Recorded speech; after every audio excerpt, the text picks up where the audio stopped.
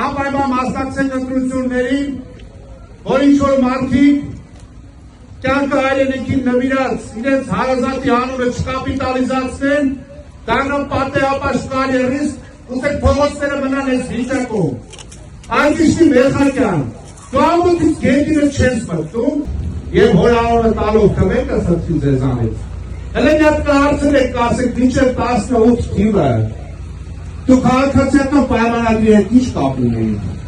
Այդ կուսակցությունը, որ քեզ առաջարկել է, դու այդ կուսակցության տեղը երբանից ես իմանում։ Այդ մարդը, Արգիշտի Մելքակյանը, նախկին իշխանությունների օրոքել, լոյալ, կամակատար, պաշտոնյա, ոչնչովացքի չնգած, կարիերայի հետևից ընգած, էլի որ խնդրել նախկինների օրոք բարեհաճության արժանացած, այդ է եղել այդ մարդու կենսագրությունը, ոչ մի բանով աչքի չի ընկել։ Հիմա նույնն է այսօր, այն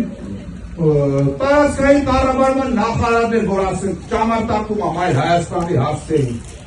նրան էլ հարցրեք, ասեք, դուք այդ կուսակցության հետ ինչ կապ եք ունեցել։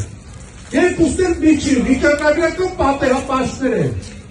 Դրանք այդքան պլոճիկ կարային ունենային, երբևէ ընդդիմություն ունեին, ով եղավ իշխանություն, դրանք կօգնեն եղել ու լինելու միշտ,